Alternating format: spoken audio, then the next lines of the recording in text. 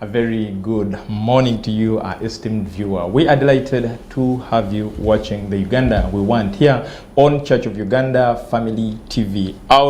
This program is out of the partnership between Church of Uganda Family TV and the Interreligious Council of Uganda. So it's proudly brought to you by the Interreligious Council of Uganda. It's a brighter morning and we want to thank God for the day it is. Of course, we continue to send our condolences to the Catholic Church for having lost the Pope, and of course we pray that God will comfort you. But of course we are pushing on with our topic today. We are looking at the impact of money in politics, especially on the democracy of our country. Of course, of late there have been allegations of particular political parties that sell their endorsements, but of course they remain allegations until evidence is provided. Unfortunately, no one has come out to prove that they have paid for the card. However, NRM also came out and issued a statement where this statement has fees that each nominee is supposed to pay, and of course, starting from the president will have to pay 20 million, then members of parliament 300, then Lord Mayor 1.5, then city councillors 500,000, Lord councillors 1 million, and then LC5 chairpersons 1 million, LC5 councillors 200,000, city division mayors 1 million, municipal mayors 750,000, municipal division councillors 100,000, and then sub-county town council division, municipal local government chairpersons will pay 20,000, and sub-county or town council councillors will also pay 20,000, and then of course LC1 chairpersons only chairpersons pay 10,000 shillings. Now, that money is for all those who want to be nominated to get the NRM flag. Of course, the Secretary General came out and explained why they request this money, and they say that because they pay for the Electoral Commission nomination fees, that is why a member is required to pay this particular amount of money. And they also said they support them during campaigns. But anyway, that is NRM, but also other political parties have their own way of doing things internally, although some have not clearly disclosed how and the processes through which nominees go through. Anyway, today we are looking at this particularly, and with us is Bishop Herbert Buyondo. Bishop, good morning. Good morning to you. How are you today? I'm fine. It's a pleasure having you. Thank you so much for having me and the rest of us. Okay. And then, of course, we have Mr. John Osapiri. It's a pleasure having you this morning. It's a pleasure being here this morning. Sure. Yeah. And, of course, Bishop, last time was so bitter about a person claiming to be a pastor who came out and told people that they're going to the bush, to the forest, to pray for four months. And you said you don't own this person. It's the government who owns this person. So whatever happens to the people he takes to the forest, it's the government to answer. Definitely, because it is the government of Uganda that registers such people. We have talked to government several times, telling them that the Uganda police does not have the capacity of handling spiritual matters. So anybody registering anything that is spiritual, that has a spiritual kind of service, cannot be handled by police, because even police themselves, they need help spiritually. So they cannot monitor, they cannot guide, they don't have the mandate, leave alone the mandate, they don't have the capacity. They are not empowered it is we, the spiritual leaders. It is we, the people that have studied, that can easily tell, according to A, B, C, D, this one belongs here. According to this and this one belongs here. So it is as easy as that. So we continue to ask government to stop registering anything that comes in like they want to be registered. Let's have criteria. Let's have things that are needed. Is it a spiritual service? We have this kind of people that can do the assessment. Are you talking about digging wells? Okay, we did the wells in Nakasongola, in Lulamoji, where we give you this kind of people to help you do the service. And if you don't do what you are supposed to do, we disqualify you. We take away the papers out of, and you are not supposed to operate. That has to happen. Unfortunately, in this country, it is until when you do something criminal, that's when they wake up. And they have the law that helps them to that guides them to do preventive arrest. But their preventive arrest is until when they want money out of you. That's when they say, hey, we were told that there is something like this. And now, we have come. Now, tell us, remove your source. That kind of mentality. Yeah. When they see money, they come in. If they see there is no money, they will hide their heads. We don't have the fuel. We don't have the papers. I am alone here. I am not empowered. I have no personnel. And you're like, okay. Anyway. Well, we are talking about money, and of course, money has taken over. We've for very many times talked about voter bribery. We've talked about a lot of things that come up, and of course, some people have always come out to attribute certain fees as bribery. For example, of late, when the parliamentarians received an award from the president, although some came out and denied, but the giver came out and confessed that he gave them. and the minister who said, I'm not an MP, but I was in a meeting.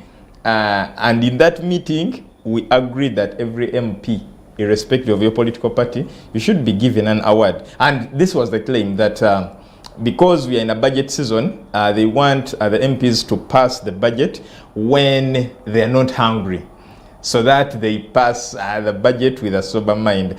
Anyway, others are saying because we are getting into the political season, so this is money to help them campaign. And of course, people have come out to give estimations that, for example, if you're a new MP on board, you need about 500 million to 1 billion. If you are an incumbent, you need about 300 million. So we wonder where all this comes from and what this money is for. Now, starting from there, Mr. Osapiri, how is money? How has money in politics changed the landscape of democracy, especially in our country? Thank you very much. Now, first and foremost, when we talk about free and fair elections, there are processes that lead to a free and fair elections. Okay. And one of the components of a free and fair election is that the voters should not be swayed by money in an electoral process. Because if you do so, then at the end of the day, you are auctioning politics. You're auctioning democracy. Because then it is the highest bidder at the end of the day who will definitely take the day or take the lead. So that means you eliminate and sideline people with capacity, but they do not have the money. Because I've been thinking I should contest in these forthcoming elections in my constituency.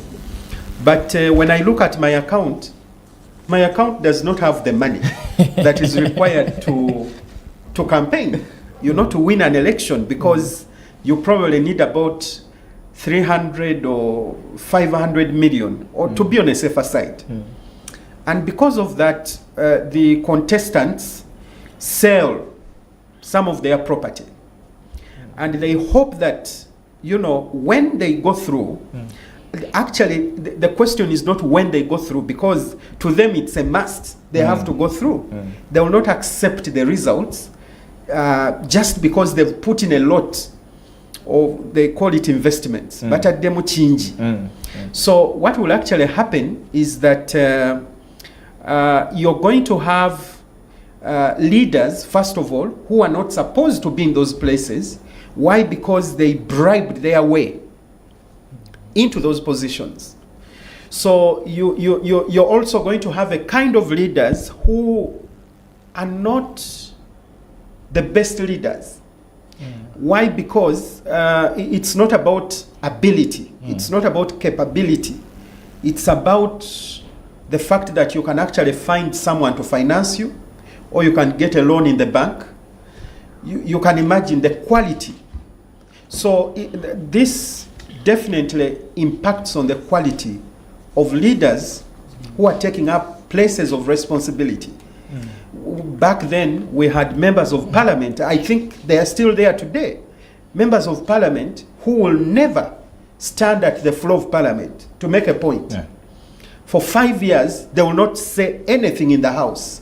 Why? Because they are not the best.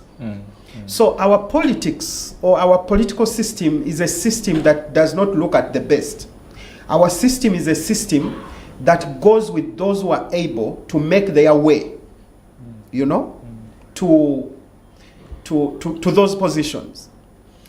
For example, we've seen the how much the national resistance movement is actually asking from contestants. That if you're going to contest as a presidential candidate, you need to pay 20 million shillings. How many politicians? Okay, the young people, probably the young people, because our constitution actually allows young people to participate in elections, even up to the level of presidency. So a youth, let's say youth of about 35, or a young youth, we call them adult youth, about 40. Where will they get that money? Because there's no return at the end of the day. You pay it and that is it. So you're paying 20 million or you're paying 3 million to be to be registered so that you can ably compete in your party primaries. You're paying 3 million shillings as a member of parliament. Where does that leave the youth? Where does that leave persons with special needs? You know? So if we continue like that, then we are sowing a very bad seed. The same thing happened, I think, the Democratic Party yesterday. They also, you know, rolled out a roadmap for persons who would intend to contest under the Democratic Party. And they said, if you want to be president, you should pay 10 million shillings. And they actually made it clear and said they do not want checks. They want real cash. So, Bishop, you should move with your cash in the bag and take it to the party headquarters at the Democratic Party offices. And, you know, I call it buying your way. Because if they say the issue is about financing of political parties, I think government has a duty to finance these political parties. Why would we register political parties that we are not able to finance?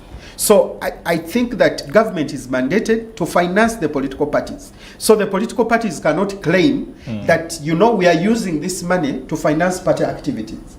Otherwise, for me, the issue of charging of fees for persons who are intending to go into primaries definitely, you know, impacts on the participation of young people in elections, but also persons with special needs, and even the older persons, because some of them are retired and they will not be able to afford this lump sums of money. So I think that at the end of the day, because of that kind of commercialization, the right people will be left out. because you cannot compete. I'm here, I could be a very good debater in parliament. But I mean, I am left out because I don't have the money. Neither do I probably have a candidate who is going to support me at the end of the day. So I'll not be able to participate in the elections. And today I was talking to my friend. She's contesting in Rohama, in Rohama County. And she was telling me, I was supported by one of the big shots, but they've not sent me the money, and I'm really struggling. So she's trying to raise finances from, all the sources where she can actually raise these finances. She's a young person. She's been out of university probably not more than 10 years. So she's facing challenges with financing her election into the office as a member of parliament. So you have so many of such young people who are left out, or who politics then becomes a burden. Politics is not a service. I happen to be a student in Germany at the University of Bayreuth in Bavaria, in Germany. And the MPs there, when people are campaigning to become members of parliament, they freely ride bicycles into people's compounds or workplaces, and they tell them, please give me your mandate. I intend to contest. There's nothing like money in politics. So there, politics becomes a service. Yeah? Here, politics is a job. And that's where the problem is. So everyone will be saying, let me sell this so that I can get a good job. One time the president was saying that the people who were contesting for the Iyala positions, the president was telling them, no, politics is not a job. Many of you don't have jobs, and so you're here to look for employment at the end of the day. But politics is not about employment. And I think that's a good direction. That's what we should do. Maybe I can fast forward here. So Bishop, Yes. This is eating up society, that when someone is contesting, they believe that this is a time they should showcase their abilities. For example, if maybe there is a fundraising in church, they'll make sure that they take part and they give in slightly bigger than, and all this is money.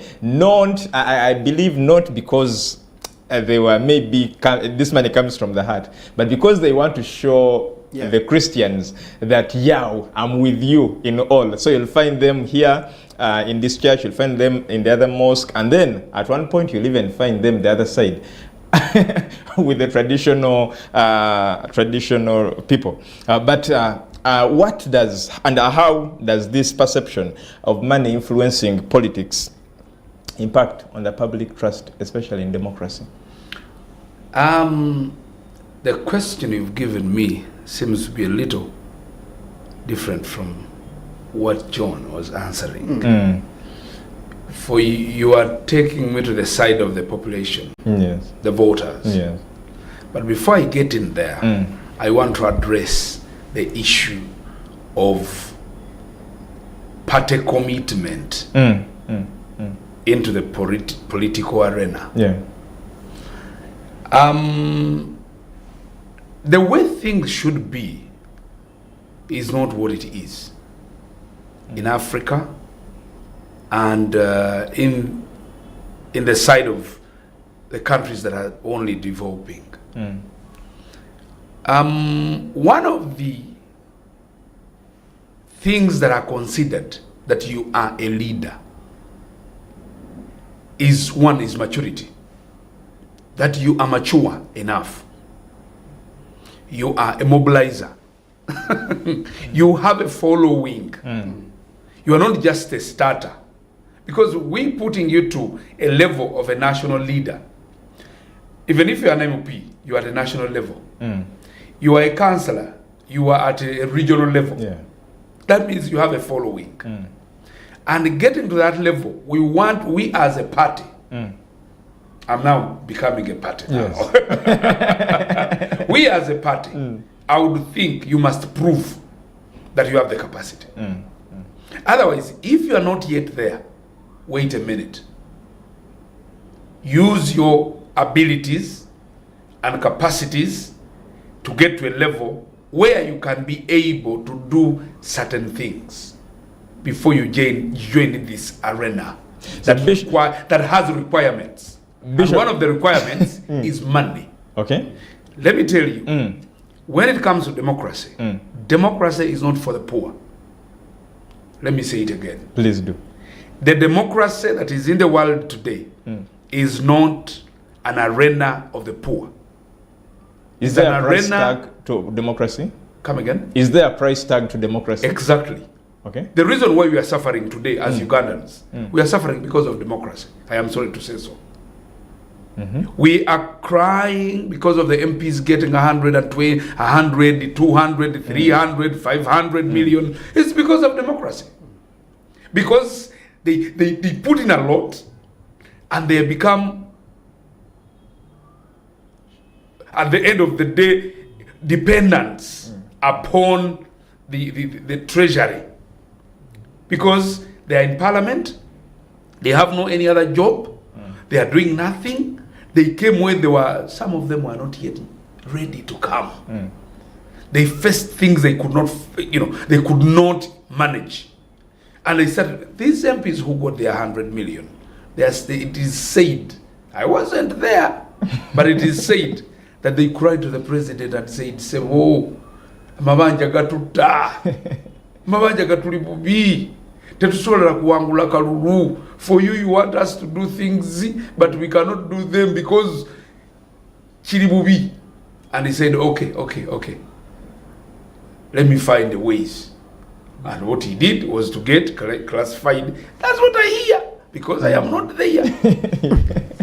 And at the end of the day, it is we, the taxpayers, that are suffering. But these are the people we thought were the right people to lead us. So for me, I would think that it is high time, as we are going to vote, let us look for people that have the capacity, that have a little bit of money. Because where they are going, they are custodians of money. Okay. Can I say it again? Please do. When you are taken to parliament, you become a custodian of the whole treasury. Because it is parliament that approves all government expenditures. And the one who is approving and is crying doesn't have food at home. Is that possible? They will want to have a share of what they are dispersing.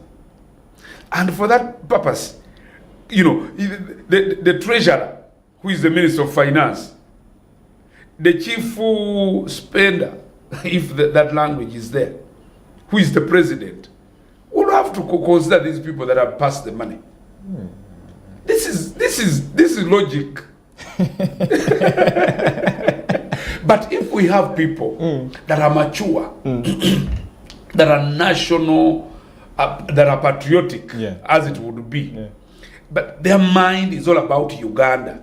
They are paid all this tax because they have these businesses. They have the factories, they have the businesses, and they know they are the ones paying the money into the treasury as tax. They will be tough to say, where are you taking this money? I don't have a share on this, apart from the services that I need. Where are you taking this money? Why are you spending this money this way? So, I am of a view that if we are to clean the politics and take out this money thing becoming a problem, we must change the way we choose our leaders. Okay. Not everybody that speaks a lot is a leader. I've seen people that can talk, and after talking they say, Mbamazi. Mbamazi. Mbamazi. Mbamazi. And it is all about Mbamazi. Yeah. Just winning an argument. It is the whole thing. But it takes maturity. That is the argument I'm making. Does it really help my country? Does it take us to a certain level? But when we see these young people and everybody, these men who are at their place of social kind of, and they're enjoying, I want to say something else. It's a social club. And they're the most talkative. I was thinking, oh, now get in parliament. And you see people say that but this is a social debate at their social club. It's not a national matter. When it comes to national matters, somebody has to be with a background that can say, okay, according to history, this happened this way. According to here, this was like this. A researcher. Somebody with exposure.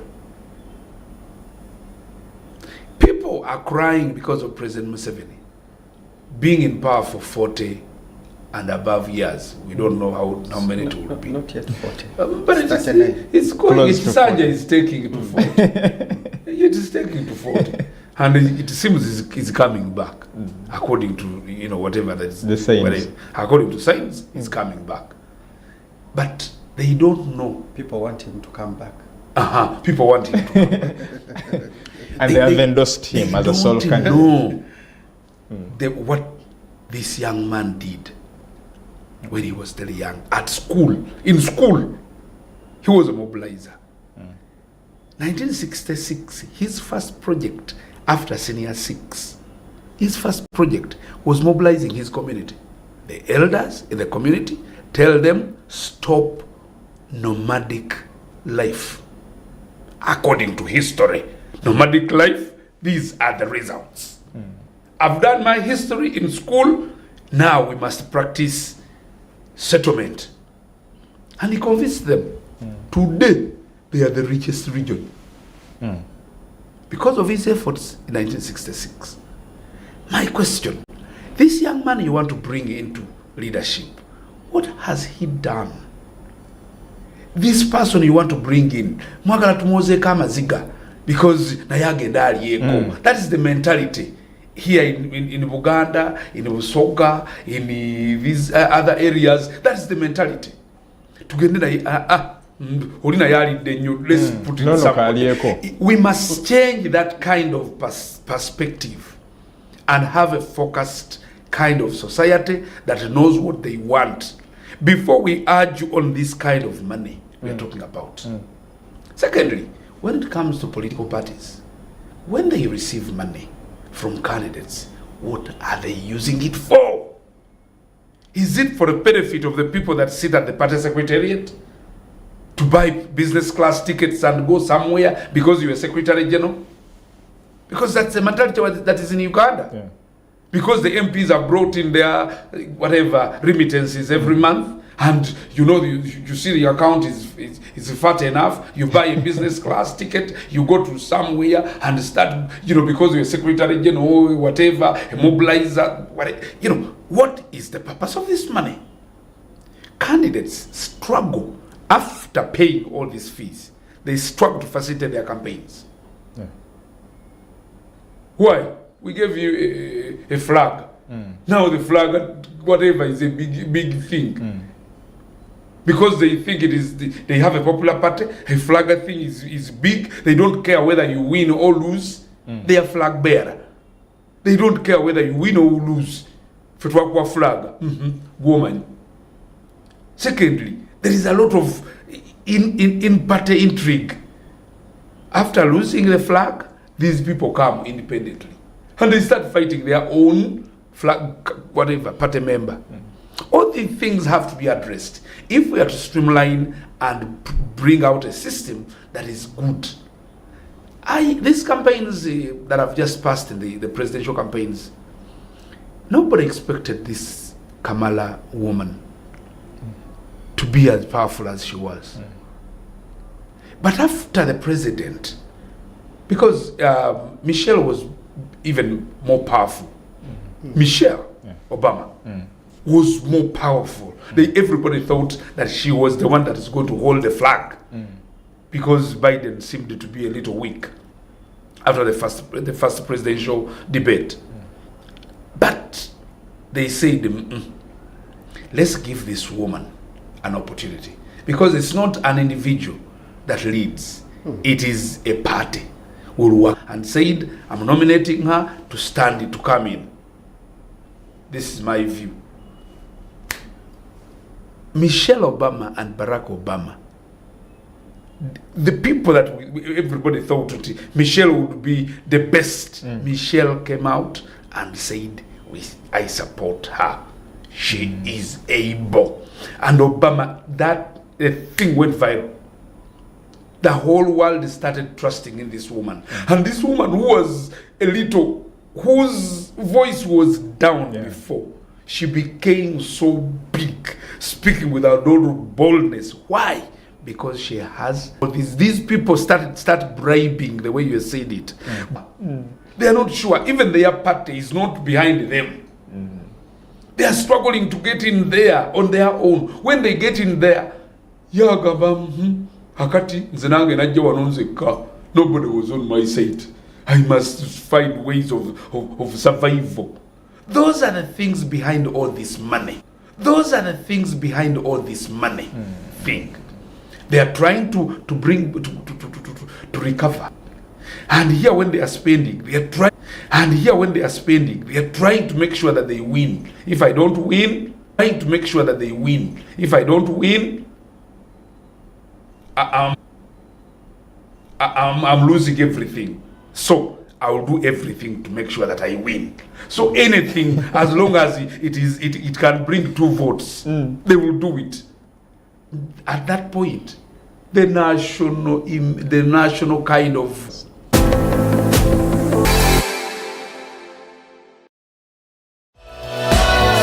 This is Church of Uganda Family TV. Enriching lives. Regulated by the Uganda Communications Commission.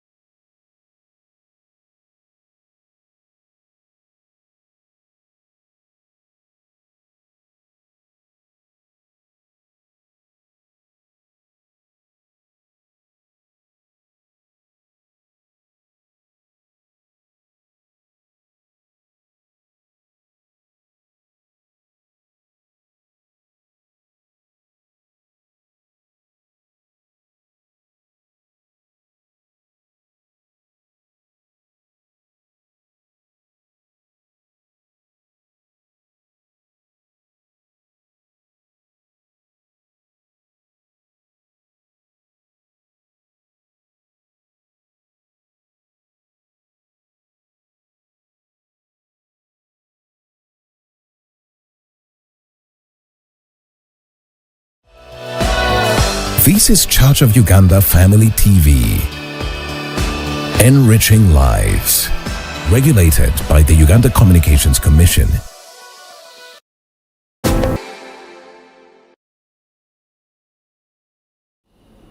Welcome back from that commercial break. This is the Uganda we want. Before the break, Bishop Herbert had raised a lot of concerns. And now, John, I get to you. You said, as we were starting, that sometimes some of these fees limit potential people. And Bishop Herbert says one of the potentials, democracy is not for free. And one of the ways for you to prove your potential is being able to subscribe to some of these, to meet some of these expenses.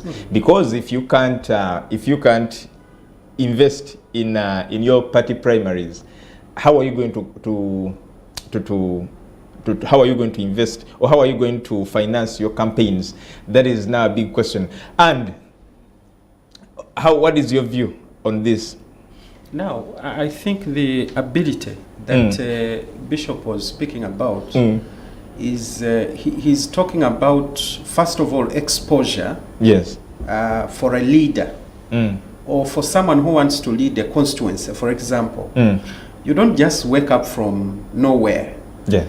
Imagine, I also want to fault our electoral laws. You cannot require that someone should have the lowest qualifications of senior 6 to become a member of parliament. That would work effectively in 1995, not in 2025 or 2026 where we are. Why? Because the systems have changed. Access to education has been enhanced. And today we have young people who hold a master's degree and even a PhD. And then you're saying you need someone of senior 6. Now, the question would be, because he's talking about capacity, your capacity to lead. You are from senior 6, you do not understand anything to do with the law. Because I think that being a member of parliament is about legislation. So how are you going to legislate if, you probably have no legal knowledge? I don't want to say legal background, because it shouldn't only be limited to lawyers. Yeah, but he's talking about your ability, your capability, to be able to lead others. Yeah, because leadership, you should be able to be in front and then others follow. But if you are the kind of person that has no tangible experience on issues of leadership, then it will be challenging for you to actually lead a group. So I think capacity is very important. That's what he's talking about. The other thing on the issue of money, that politics is no longer for, Bishop said politics is not for the poor anymore. But we've seen the poor actually coming and taking over, leadership. And this has been there severally. You saw the National Unity Platform, how it came about, and the kind of candidates that, they put forward in their first try into the parliamentary elections and the presidential elections, and how they performed. These were young people, some of them, most of them actually young people, who had never occupied probably a position. But because of this omogendo, the wave, they found themselves in things. Yeah? So, and I've been telling someone that, but in Uganda here now, I think the thing that sells is nope. Because you're sure that once you are on the ballot, they will just take the umbrella and that is it. And so people don't look at ability. They don't look at the capability of the candidate. They are drawn by, either the party. Will it be the case even in 2026? It might have been the case in 2021. It is most likely going to be the case, actually. That I don't think. Of course, Bishop has his opinion, but it's most likely going to actually be the case that people are not going to vote based on anything except voting based on parties. That's why you see that in places where the NRM performs, you would better be wise to come through the NRM, because you know that in this place, this is a stronghold for the national resistance movement. So I think when you're doing your mapping, someone was asking me yesterday, in your constituency, which party sells, or which party would you contest in? So I said, my constituency, this is a stronghold for the NRM. And so they have many advantages. If you came in that ticket, you would actually win an election because of the history and so on. Of course, the other factors remaining constant, you could, there may be reasons why. otherwise sometimes people say, oh, because this is a city or this is a town center, so they will vote for the opposition. I believe there are factors that people consider. Otherwise you don't had people like Muhammad Nsereko winning an election here, which this was a stronghold for the National Unity Platform. And you even saw how all the other candidates performed in Kampala. So I think there are factors that people will always consider. And I think for us, our duty is to encourage people to look at people's ability to be able to lead, to look at people's potential to be able to lead, but also the ability to speak. Because politics, apart from the fact that you are meeting with other leaders and you're coming together, I think you should be able to put forward the concerns of people from your constituency. You should be able to lay it out on the table so that it could be debated, but also so that services could actually be delivered to the people. So while I agree that for you to participate in an election, you need ability. Yeah, the president calls it vision. You must have a vision why you're taking up that position, and that vision should come out very clearly, because then that is what is going to be a driving force to you in the next 5 years. We are in a system where people do not look at manifestos anymore, because if you asked what was the manifesto of this party, why did you vote for this party? Yeah. So the viewers who are listening, I think it's an opportunity for us to wake up, to vote based on issues, not voting based on popularity, but issues. What can this person do if we gave him an opportunity to be our leader? Or what have they done now that they've been our leaders? Do we need to give them another opportunity to try? Do we need to give them another opportunity to lead or not? So I think it's critical that we vote alongside issues. We vote alongside the manifesto. Sometimes the people say, but so and so, what is his agenda? Your agenda has to be very clear as a leader, and that has to come out in an election. Yeah. Okay. So for me, it's not about money, because you may not have the money, but you have the ability, you have the skills to actually lead.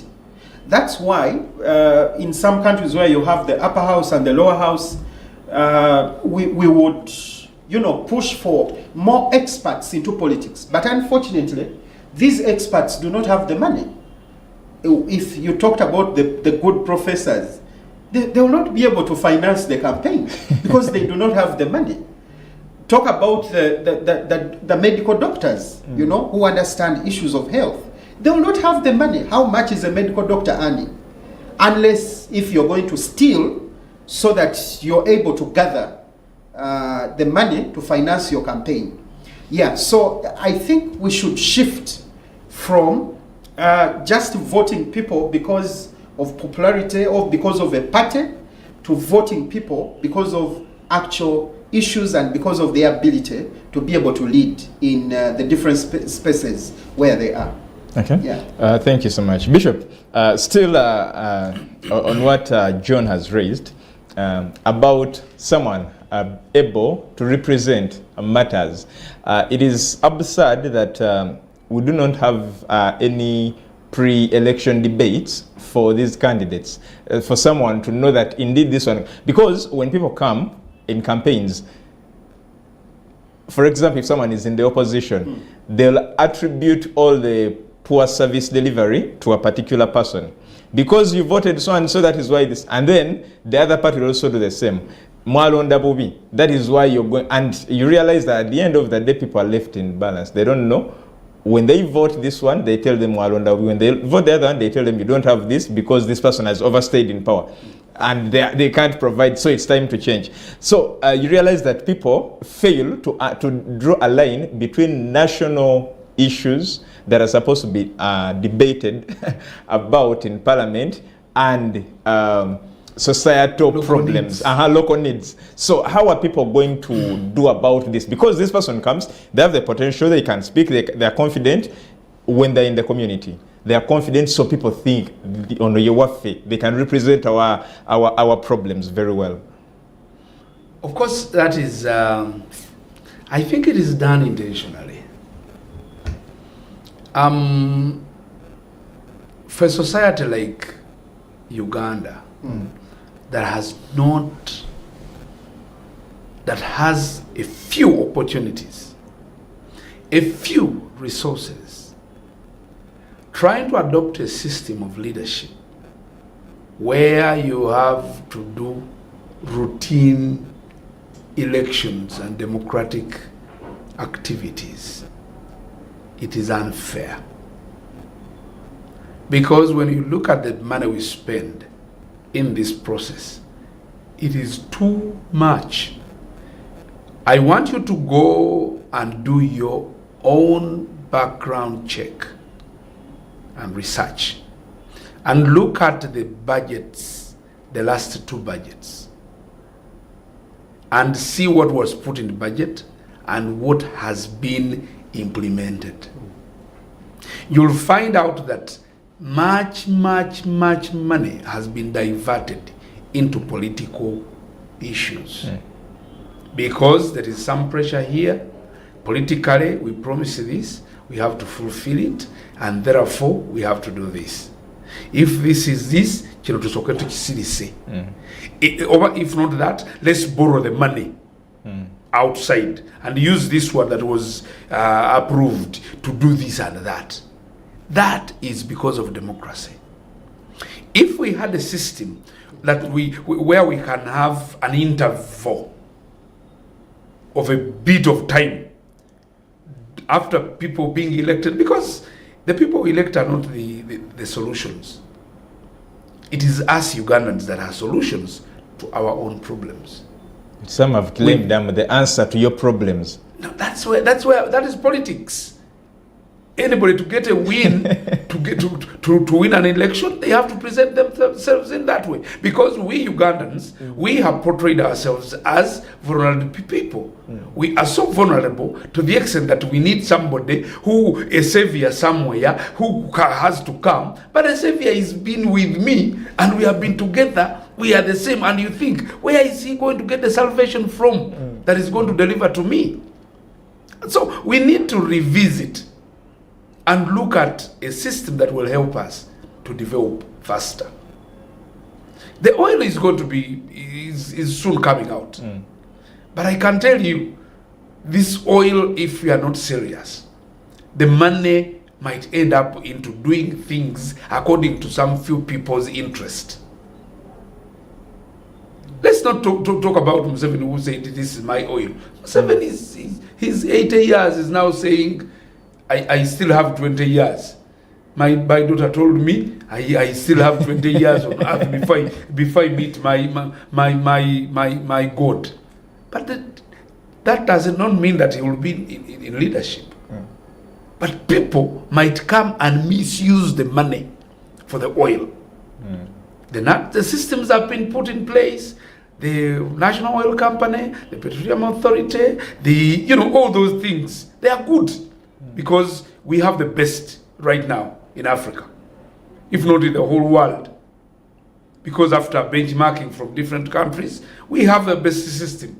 Because the Petroleum Authority has their own role. The National Oil Company have their own role. They have a oil fund is directed somewhere. But the oil fund can be misused by people. If we are not focused, we as people, the people we choose, the peoples we put in power, because they will have this money at their disposal and they can use it anything you want. Anyway, we did not come on that, but it is part of the whole thing.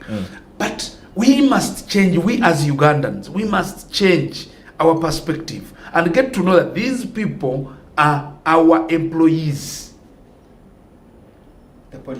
The politicians. It is us who are giving them a contract for 5 years, renewable, if you have done well. And how do we do that? We must have checks and balances on how to manage these people. Before even the elections, put them on task. This happened. Why? Can you explain? And we have fora in different places where they come and sit and ask them questions. Not only these political talk shows that are on TV and on where they can talk and do whatever they want. No, we must do something regional that we in Busoga, we want all our MPs to come here and have 2 days explaining to our leaders in Busoga. We bring all the leaders in Busoga, the local leaders, the political, the cultural leaders, religious leaders, seated in this forum, waiting to hear. We here in the central, in Buganda, we want this. We in Bunyoro, we want this. Can you come and explain to us? And when we ask you, we give you an assessment kind of questionnaire, and you only score 30%. We say, we as leaders, this one, no nomination again. Over, this is performance. You remember the parliamentary scorecard? Yeah. You remember that? Yeah. These people fought it. Procola had brought a good system and it had put people on tiptoes. But they fought it because it was an assessment for all these leaders, both in parliament, in their committees, on the ground, on national matters. Everywhere they were doing assessment on the MPs and the ministers and the president. Now that system was fought. But we can go back to that level again. I'm asking David Procol, you are not yet dead. Train somebody, bring that idea and give it to somebody else who is not a politician, so that we can have good results for the people we choose to lead as our leaders. I don't know whether I've answered your question, but in the whole thing, it is we Ugandans that have the solution. It's not the politicians, because politicians, some of them are all about winning elections, but it is us, the religious, the culture, because we are in the community, and then the elders, because there are some elders who are not part of the culture institution, who are not part of the religious kind of fraternity, but they are elders in society, noble people.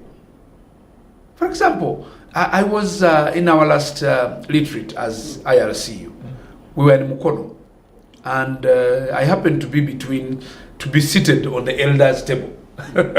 This table had Canon Ogula, the former principal judge.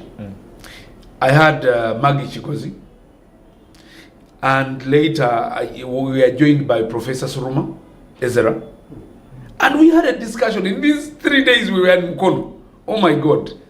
I was amidst all this experience. And everybody was like, what is next? What is next? And then Suruma was like, I wish I could be in this kind of forum every day. Because it was so good, sharing views, looking at this country as our motherland. These elders, they are not going anywhere. They are not interested in going to Dubai. They are not interested in going to UK. But they still have 20, 30 years, 20, 25 years when they are alive in a country that is so chaotic. And you served this country at a level of a professor, a level of a minister of whatever, a minister of finance, a chancellor of the biggest university of thousands. And you are there now. You'll seem like not to be having any forum where you can air out your things, but you have things. And he raised up a very noble, important point of the social security of this country, of the majority in this country. Right now, the public service has put up what they call the public service, whatever, the pension scheme, whatever act. But it serves, but it leaves out some people. people who are not employed, who have never been employed formally in this country. They are Ugandans. And the resources in these countries belong to them because it's their motherland. How do we raise that? Can you talk that to the MP right now? Who wants to win a vote? Come on. Probably they're also in that position because they're unemployed, and so they're looking for employment. So for them right now, they are already in the record. They have NSSF that is big because of the salary they have been getting. They have the parliamentary pension scheme. It caters for them. Even if they serve only one term, for them they are safe. But how about the people that voted for them and they gave them only a chikopo cha marua? Bishop, we are taking another commercial break. When we return, we are continuing with the talk, but feel free to be part of this conversation. You are going to send a WhatsApp message or a text message on the numbers that will be on the screen, or you can as well call through. We shall be able to respond to your question. We are coming back shortly.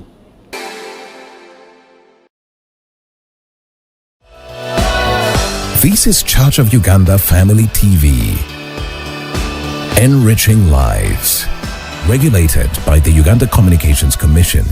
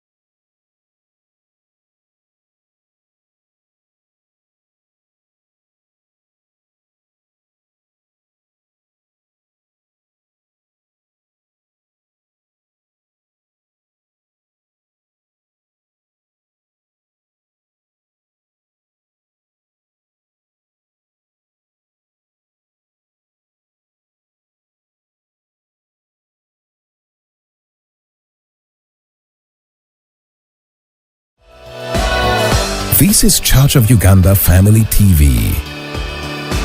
Enriching lives. Regulated by the Uganda Communications Commission.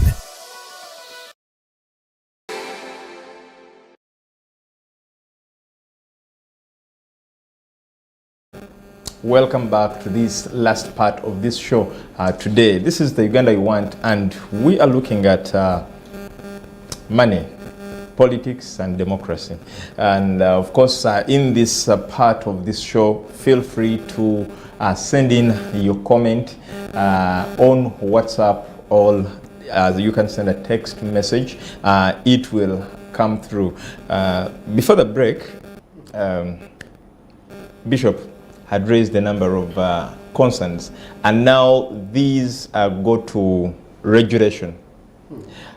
What do you think should be done, or what regulatory measures should be done to curb some of these irregularities that that we see as a blockage into the system? Now, in 2024, Parliament came up with a bill, and this bill was called the Campaign Financing Bill. Now, the purpose of this bill was to cap on issues of commercialization of politics, but also criminalizing of commercialization of politics, or criminalizing money into politics. However, we still have some legal frameworks in place, even if that bill has never been passed by Parliament. And of course I know it will never pass, because you cannot put yourself on a rope yourself, because the number one violators of the issues of commercialization are the people who are actually legislating in Parliament. Everyone is probably a victim of that. So, but we still have laws, especially when you look at the Parliamentary Elections Act, the Presidential Elections Act. They come out vividly on issues of bribery. And if you prove that the election was marred by bribery, bribing voters, then you could actually succeed in the courts of law, and you have that election nullified. And many people have actually had their results nullified because of bribery. Of course, it's not so common. Why? Because gathering evidence is always a challenge. Unless if the Baganda say, unless omuntu ngakutambulirako, but it will be hard to sustain a case in reference to issues of bribery. So, unless if someone aims to come after you and say, I'll go after him and ensure that I gather evidence of bribery. One time, I think this was 2011 or so, or 2016, a friend of mine who is a member of parliament and a senior member of parliament for that matter today, requested me to escort him to Ginger in the bank. And I didn't know what he was actually going to do. So when we reached the bank, he collected money from the bank. And there were coins, you know, the 500 coins. So we got about 10 bags. 10 bags? 10 bags full of coins, the 500 coins. So I asked him, Honorable, what are you going to do with these coins? He said, of course, you know, these people want money. I have no choice but to distribute this money to the voters. But you can see, the member of parliament is buying your vote with a 500 coin. And they will try to give that to everybody. And he actually did it, and people were happy that he did it, and they actually voted him for that next Chisanja. Of course, he also passed the next Chisanja. And this time, he had to sell his home. In the previous election, he had to sell his house so that he's able to finance his campaign. So I asked him, but you got the party card. Isn't the party able to finance you through the elections? He said, the party doesn't give us money. So he has the card, but he doesn't have the money. So he had to sell his property. So when he sold his property, this time when he went to parliament, he stopped picking calls. He stopped making any public appearance. Anybody who would call him would say, you see that? Of course, now he has changed the story. He's now saying he's coming back. so you can see the kind of system. After assessing the situation, he is asking himself, if I don't come back, where am I going? So he used the first 2 years or 3 years in parliament to stabilize. He had to buy another house. No, he actually had to buy land and build, put up a house. Because the other one had gone with the previous elections. So you can see the kind of system we are in. And then I'm asking myself, so what am I going to sell if I'm going to participate in this next elections, you know? What will I be able to sell? Probably your father's land. You ask him, please allow me sell this land so that I'm able to participate in elections. So we have, this thing is systematic. And we need to deal with, because the law deals with the symptoms. The law does not deal with the root cause of the challenge. Where is this bribery coming from? How do we deal with the challenge of this, what is now manifesting? We could say that I'm happy that government came up with the PDM program, which the parish development model intends to, increase your ability to invest, even at a local level, that you have some money. So I am thinking probably the trends are going to be different because kati abantu babadde bakwata ku sente eza PDM. So Bishop, I'm thinking things will change a bit because PDM is dealing with the root cause of this thing of commercialization. So somebody that has a family that has been able to get 1 million shillings, it is, you cannot give them 500. Exactly. You can't give them a bar of soap. Exactly. And salt. Yeah. Anymore. Because they have gotten at least 1 million in there. At least 1 million shillings, and now they are doing some kind of business. So I wish government would put in more finances into these poverty alleviation schemes, because the whole thing is poverty. You give someone a kilo of sugar or a bowl of soap, it's like you've given them a lot. You know, you give someone 1,000 shillings, it's like you've given them a lot. Sometimes when I go back to my village, because they say I'm from Kampala, I probably sometimes have to exchange money. Yeah, because everywhere you go, people are saying kakati council to lesoti.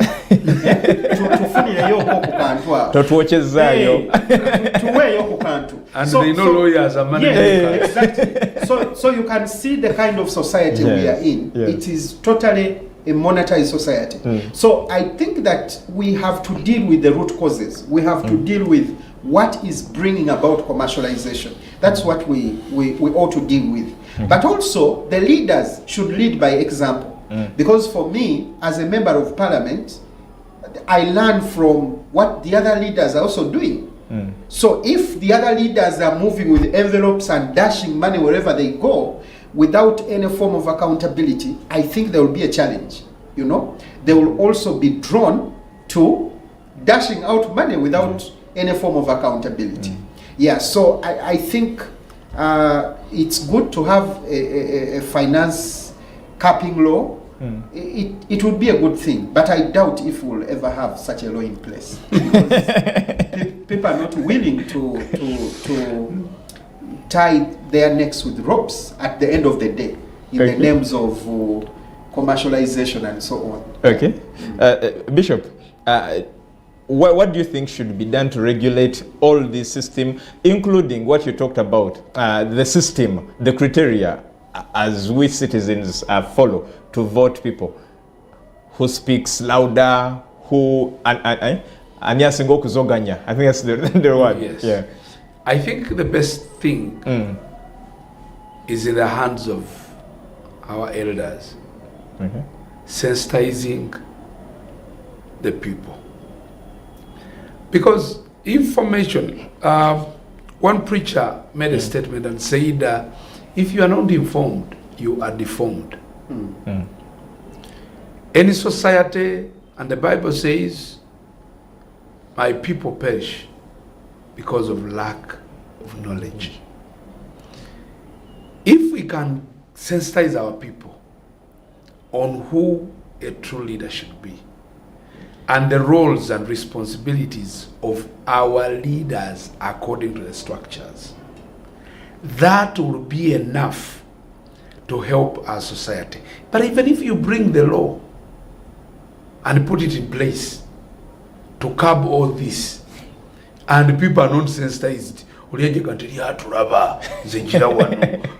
have that pressure, and you'll end up being overwhelmed by the situation.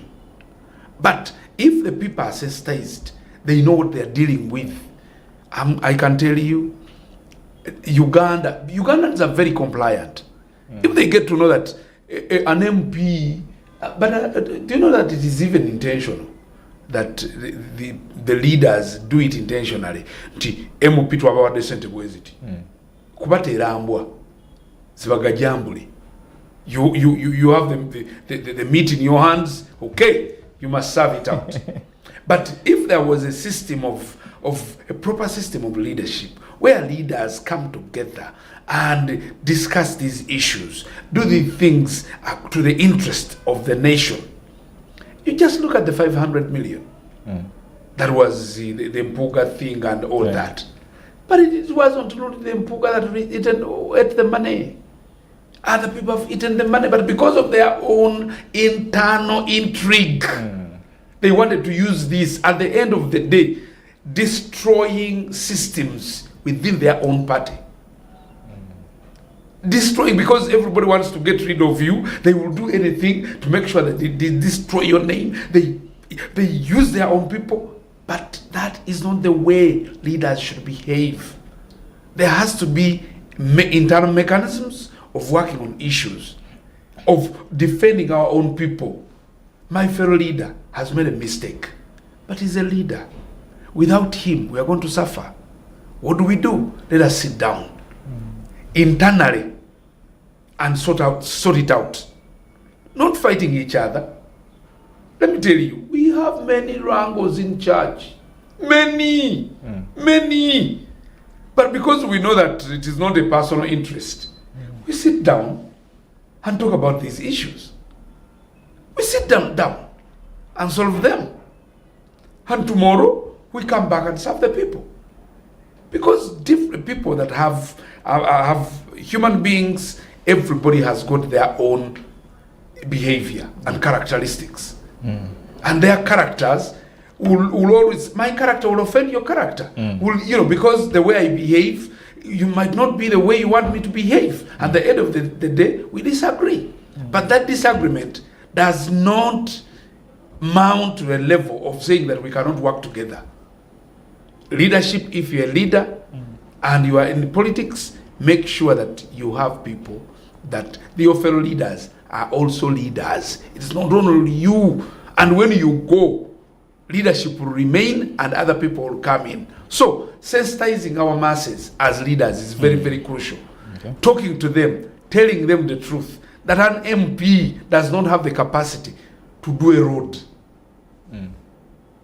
It is a program of government, because government is given taxes to give us services. It is not an MP that builds schools, unless he's building his or her own private school as an investment. And when they have built that one, you can say, okay, he's an orphan right now. Then there he can come in, because the school belongs to him. He can make a decision. But when it comes to public issues, he will only have access when they come to Parliament. He can raise a motion in Parliament. He can bring something on the floor of Parliament when he's talking about the national issues, but not thinking that he's the one supposed to pay for school fees for everybody, barring everyone. They buy these coffins, they provide transport, ambulances, and all this. But this is not their duty. That needs sensitization. That's how we can stop this bribery and money mongering in politics. Thank you so much, Bishop. Actually, this goes to you. Someone called us Semaganda Moses says, thank you so much, Pastor Herbert, for sharing all those insights. But what I can say is that the system is rotten from top. And that is why, even if you yourself went to Parliament today, you'll be neutralized with all the brains you have. You'll be neutralized to the system, and that is how we shall also lose the good brain in you. And it's the reason why I don't want to go to Parliament. I cannot stand unless if I am appointed a certain position. But I'm speaking on air. You cannot appoint me as a minister to serve in this kind of chaos, and I accept. Even if they were choosing people to go to Parliament, because when you're a minister, you automatically become a member of Parliament. I don't want. Because I will not be able to talk to them. I cannot advise them. My role as a priest is putting things in order in society, on the side of God. And I'm so happy. And I'm here. You did not call politicians. You called me in my capacity. And I am so happy. And if they are talking about money in Parliament, I can make that money. Because there are many opportunities of making money. And at my age, I've created opportunities that can give me money, but not in politics. So if people are going into politics to make money, I can make my own money. And I have the capacity. You know, I did business in class. So I know how to do business. I have companies that I've established. Who will run them when I'm in politics? Where people are crying like that? Who will run them? And my role as a priest, doing God's work. Now, I will be divided between my businesses, service to God, and then politics. The constituents. No. Another one is here, still to you. When Bishop Herbert speaks, it sounds as if everything is normal, but nothing is normal in this country. And Bishop, you must be knowing at the back of your mind that nothing is normal, that even when you come out to sanitize the abnormalities, they still become abnormal. My question, where have I sanitized? I don't know. I am even worried. I don't know. Where am I sanitizing? Unless I'm out of my mind. But because I am speaking the truth. The system we are dealing with does not, when you're in parliament, does not give you liberty to do what you have to do. Yeah. Because of the poverty mentality in this country. One, every Ugandan has a poverty mentality, apart from a few. Everybody thinks they must be given. To the extent even MPs, they want to be given. With all the opportunities around them, they want to be given. An MP, 100 million, 100 million. Brother, how many opportunities do you have as an MP? And you buy, you oh my God. When John was talking about people not having money to run for politics, they reminded me of a song that used to play days back when we were young. Atalina sente tafumita lindazi. Don't go for politics if you don't have money, because you're going for money. Therefore, put in and then you will yield. That is I love that. That's the mentality that we're actually dealing with. Because they think when you go to parliament, you're... And I think it's because of the selfishness of our members of parliament. They pass laws to their favor. They determine their own allowances and salaries. It's a big challenge. And because of that, they've created a mindset in people that if you're going to become a member of parliament, you're probably going to get money at the end of the day. But you have politicians whose property have been subject of proceedings in court, and they run to the president to get a loan. But they've been in parliament for almost the whole of their life. Yeah? Almost the whole of their... There is a senior politician, I will not mention his names, from the West. A senior politician for that matter, who was Minister for Public Service. His property was being mortgaged, and he did not have money. But he has been a minister for 30 years or 20 years. So that would tell you that politics is not about money. Yeah? Just study the life of people who have been in parliament before. What happens thereafter? Then you'll know that really politics is not about money. Because to most of those guys, you can't even trace anything that belongs to them. My former member of parliament, who passed some years ago, there was really nothing that you could account and say the Honorable Patrick, as was known, this is what he was able to do with the fact that he was in parliament. The road to his home was a small, tiny foot. They call them the foot roads.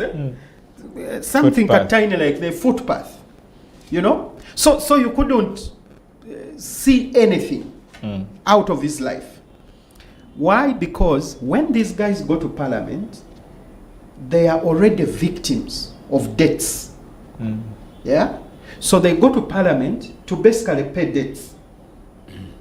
I'm told the reason one of the speakers passed in the last election was because he became the savior.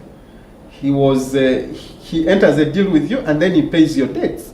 And you had to vote for him because he was the only, savior at that. So most of our leaders today are actually victims of loans. And when they go to parliament, some of them end up not even earning their salaries because someone took a loan of 3 billion shillings to facilitate an election. So at the end of the day, he has nothing. Yeah? Completely nothing. Yeah, so for me, I don't think politics should be that way.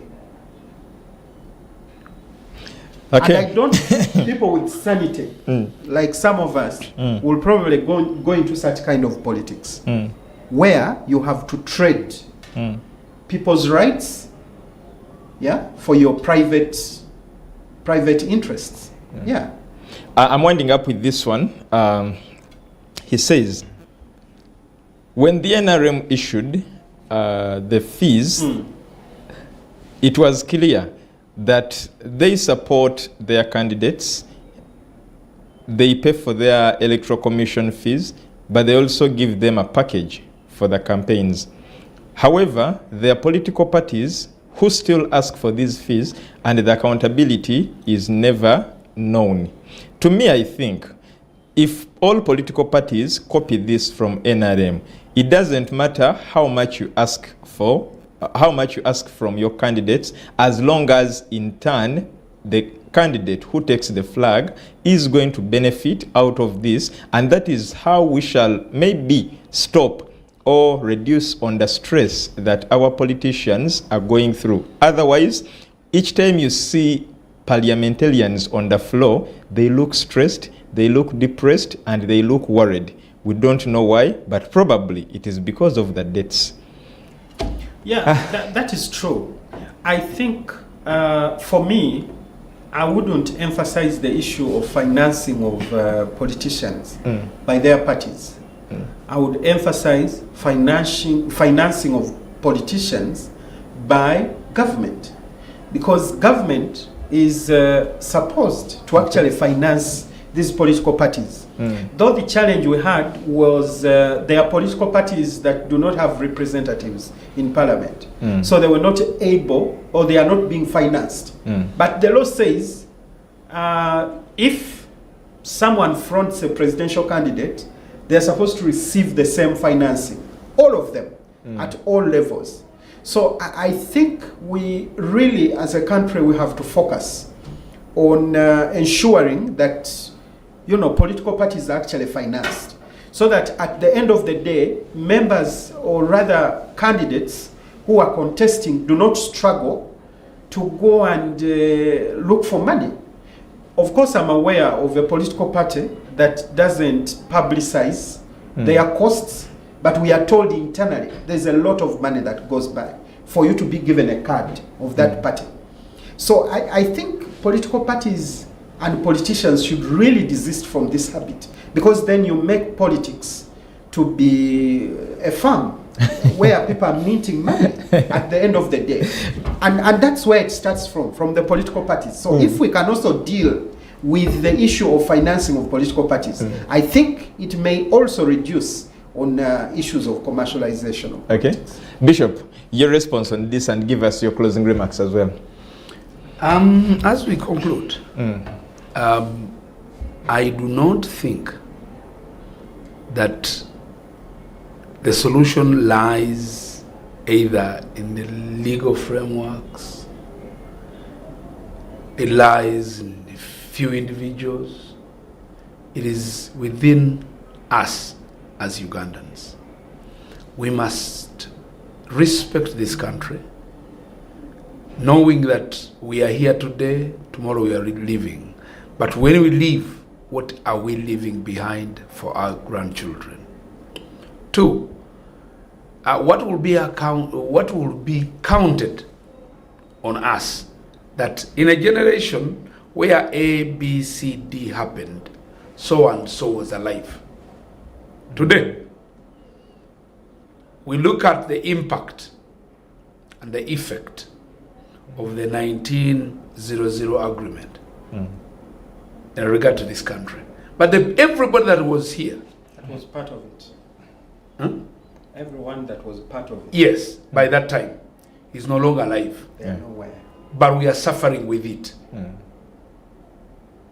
My question is, you as a leader, you as a Ugandan who is alive in this generation, all the things that are happening today, after the 40 years of NRM, I take NRM to be, I take us to be like Israelites, coming from the land of Egypt. They spent 40 years. But after 40 years, the transition, that migration had stopped, and they had to settle in one place. And after that settlement, things changed drastically. But up to today, we still have a record of what happened during that time. And even in the settlement process, things were recorded. My question, what do you want to be recorded against your name, who is part of the system today? Thank you so much, Bishop. And of course, to you, our viewer, it's been a pleasure having you. And thank you so much for being part of this program. You who have interacted with us, it's a pleasure knowing that you were watching. Edrine Mukalazi is my name. I've worked with Esther and Andrew, and from the entire team, we wish you a blessed afternoon.